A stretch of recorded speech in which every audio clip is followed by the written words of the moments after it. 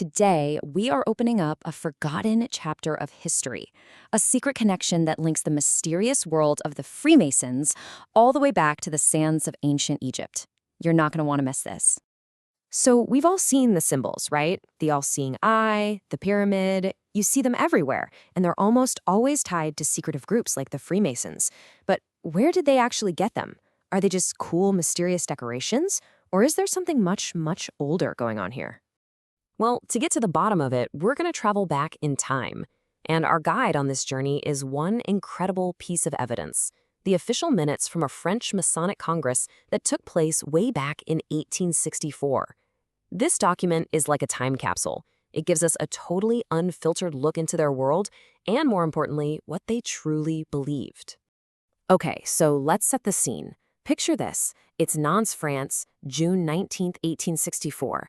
We're about to step inside the Breton Maçonnique Congress.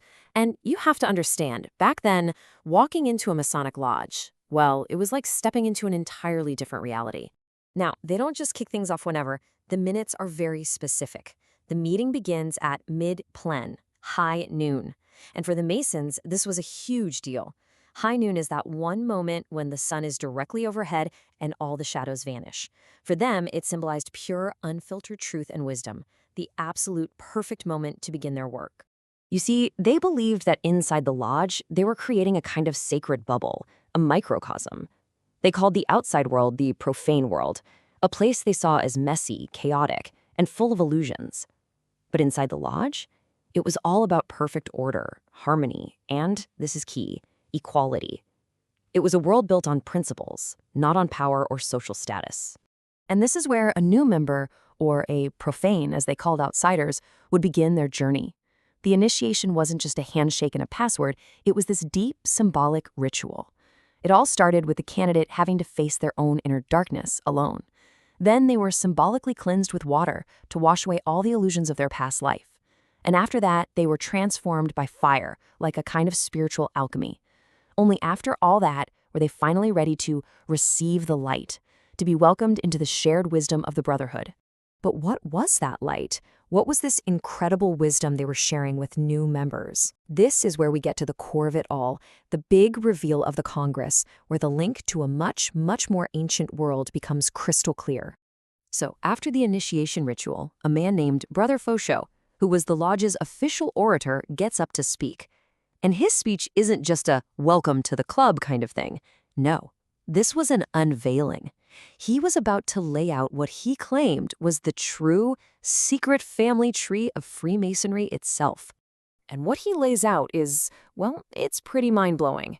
He traces their traditions back thousands of years. He claims it starts with ancient historians back in 2164 BC, that the core wisdom was practiced by the mages of Egypt, then organized by the famous Hiram Abeth at the Temple of Solomon, kept safe by knights in Palestine during the Crusades, and now finally, it was alive and well in their lodge in 1864, an unbroken chain of secret knowledge. And here is where he connects the dots explicitly. Fauchot says the three great pillars that support every Masonic lodge, wisdom, strength, and beauty, are direct descendants of the Egyptian gods. Isis, the mother of all nature, represents wisdom. Osiris, the great benefactor of humanity, represents strength.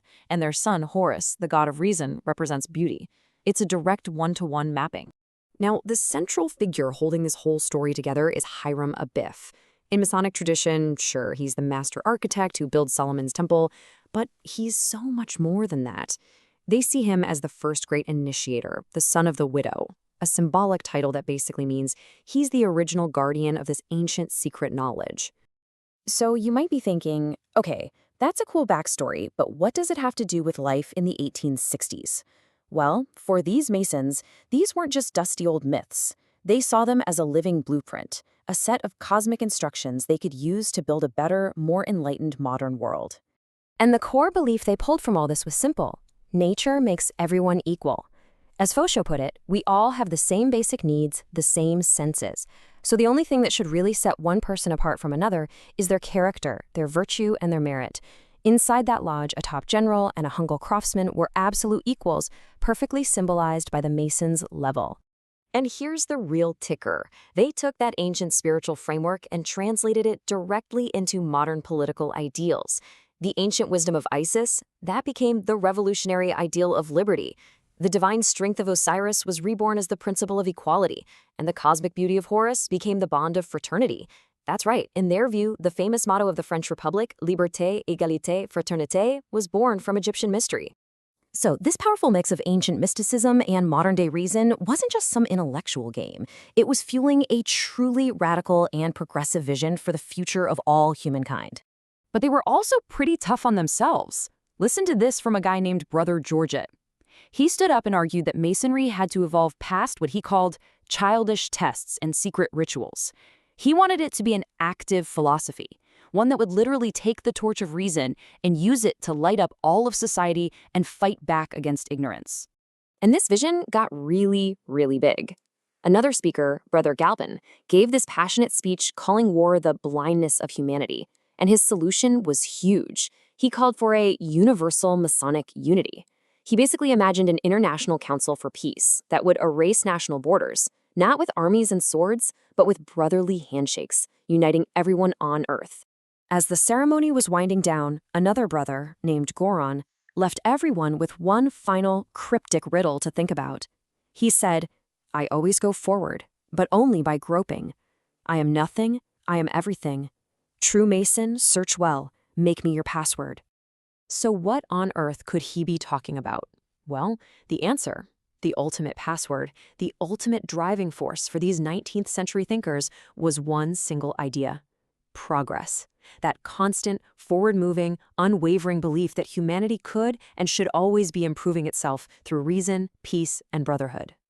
And that really leaves us with a fascinating question to chew on. The records from this one meeting in 1864 show us a group of people who truly believed they had inherited an ancient blueprint for a better world, a world of liberty, equality, and universal peace.